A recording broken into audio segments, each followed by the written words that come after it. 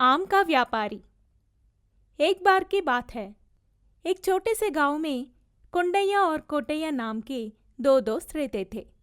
वो दोनों एक ही सड़क पे रहते थे। एक दिन छुट्टी होने के कारण दोनों मौज मस्ती करने के लिए पड़ोस के गांव में संता के पास गए। अगर आपको पास के गांव में जाना है तो लंबा रास्ता तय करना पड़ता है, इसलिए अगर आप पास के जंगल के रास्ते से जाते हैं तो यह बहुत तेज है।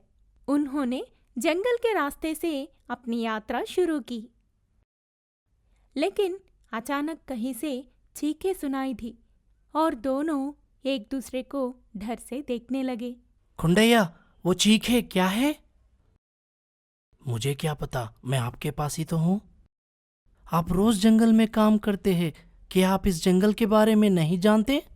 हम यहाँ जंगल के सामने के पेड़ ही काटते हैं, हम इतनी दूर जंगल में नहीं आते कुंडैया। इस तरह दोनों डर डर कर बात करते समय दूर की झाड़ियों से एक मुनि मुझे बचाओ, मुझे बचाओ चिल्लाते हुए बाहर आया और उस मुनि के पीछे एक बाघ पीछा कर रहा था। उसे देखते ही दोनों की जान चली जा रही थी, न जाने क्या करे। उनके सामने सड़क पर दोनों ने दो पेड़ देखे और पेड़ पर चढ़ गए। कौंडैया पेड़ पर चढ़ गए और रस्से बांधकर मुनि को खींचकर उसे बचाने के लिए सोचा था। फौरन मुनि ने रस्सी को पकड़ के ऊपर चढ़ गया। तीनों बाघ के लिए बहुत ऊंचे थे, इसलिए बाघ ने बहुत देर तक नीचे देखा। बाघ थक गया और चला गया। थोड़ी देर बाद वो दोनों पेड़ से नीचे आ गए और उस मुनि को जाल से निकाल दिया।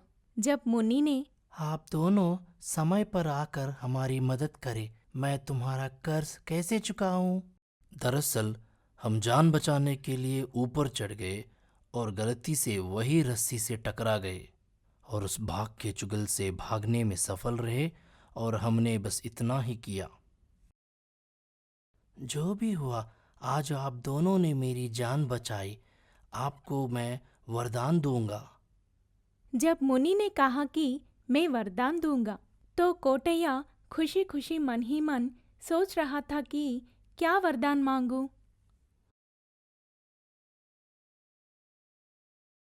काश आप सच में हमें वरदान दो। मैं कई सालों से जंगल में पेड़ काट रहा हूँ।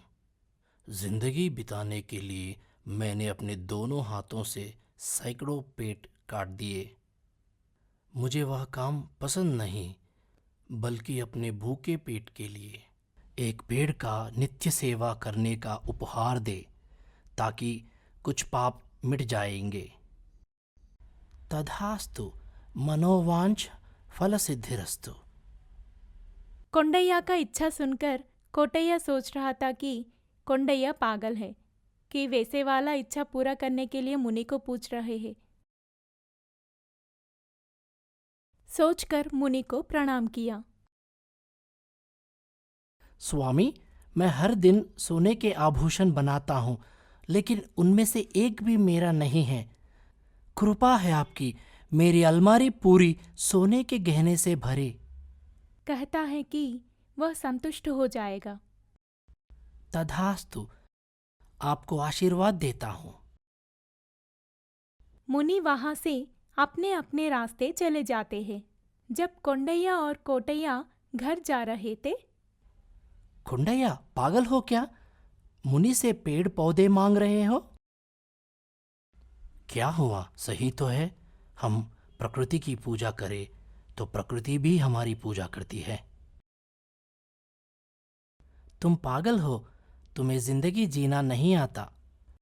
मुनि हमें वरदान दे सका, क्या वो खुद बाघ से बचा नहीं सकेगा?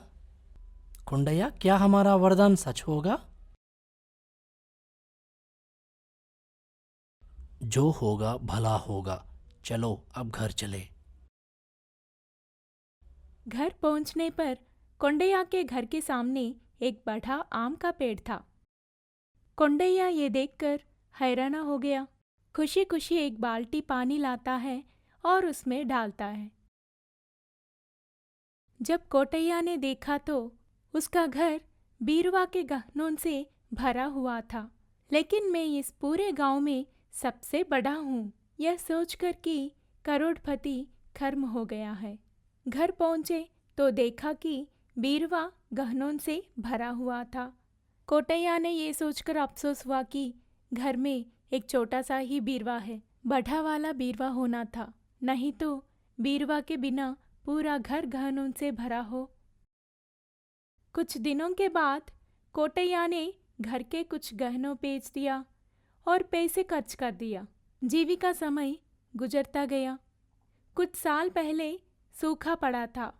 कोंडैया अपने घर में पेड़ पे जो आम लगे उसे तोड़कर गांव में फिरते हुए बेचता है। कोंडैया द्वारा आसपास की पहाड़ियों में बेचे जाने वाले आमों की अच्छी मांग है। पिछले कुछ समय से पूरा क्षेत्र सूखे की मार झेल रहा है। सारी फसलें सूख गए और कई लोगों को खाने के लिए भी कुछ नहीं है। जहाँ अन्न नहीं है वहाँ एक भी वृक्ष नहीं उगता, एक भी पौधा नहीं उगता।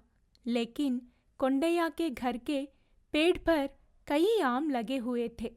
बहुत सारे लोग उस फल को खाते हैं। कोंडैया कम कीमत पर बेचकर और अपने लिए कुछ पैसे कमाकर मूल निवासियों की भूख को मिटा है। इस बीच एक दिन जब कोटैया और उनके परिवार को भोजन नहीं मिला, कोटैया कोंडैया के पास आए। कुंडैया मेरे दोस्त, मुझे भी थोड़े आम के फल दो। वैसे देखा तो आसपास के गांवों के सारे पेड़ सूख गए, मगर तुम्हारी पेड़ से आम की बारिश बरसने लगी। शायद ये सब मुनि की कृपा हो।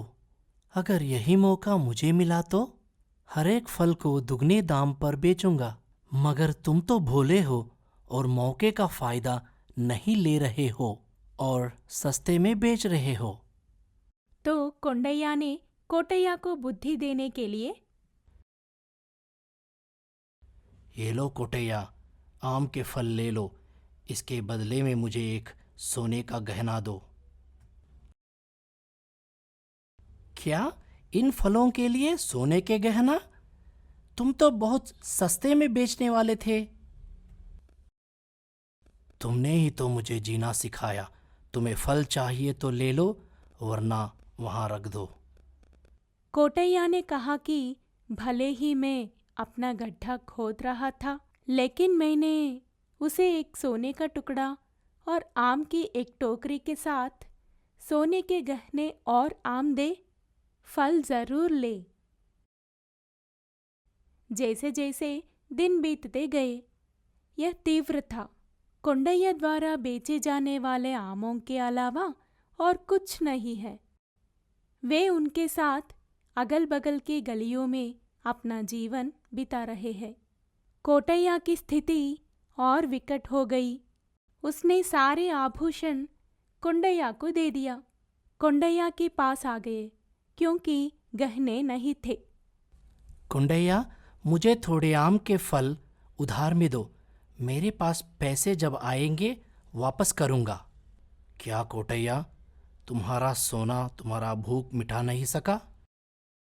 कोटैया कोई उत्तर ना दे सका और चुप रहा। याद करो कोटैया, तुमने बोला मुझे जीना नहीं आता। जीने के लिए पेड़ पौधा क्यों, पैसा सोना बस है। हाँ कुंडैया, तुम जो बोले सच है। पैसा सोना जिंदगी भर बचा नहीं सकता। तुमने सच बोला कुंडैया। प्रकृति को हम पूजा करें तो प्रकृति हमें बचाएगा। मगर अब क्या फायदा, समय तो गुजर गया। जो कुछ भी था पूरा चले गया। वह नम्रता से कहता है, तुम्हें तुम्हारी गलती एहसास करने के लिए सोने के गहने लेने पड़ा। मुझे अमीर बनने का ख्वाहिश नहीं था। ये लो आपके सारे सोने के गहने और ये सारे आम के फल। कोंडैया ने कोटैया से लिए गए सभी गहनों को एक बड़ी टोकरी में रख दिया और उसे कोटैया को लौटा दिया। उसने कोटैया को आमों की एक टोकरी भी दी। वो देखकर कोटैया को अच्छा लगा और आंसू उनसे क्षमा याचना करने लगा। नैतिकता। किसी भी प्रकार की परेशानी में अगर आपको मदद चाहिए तो यथासंभव मदद करें। अगर किसी को सही रास्ते पर लाने के लिए उसे सबक सिखाने की जरूरत है। कहानी देखकर छोड़ना मत। पसंद हो तो सब्सक्राइब करो, लाइक करो, कमेंट लिखो और ज्यादा अच्छा कहानियों के लिए जोर से बेल आइकन को दबाना मत भूलो।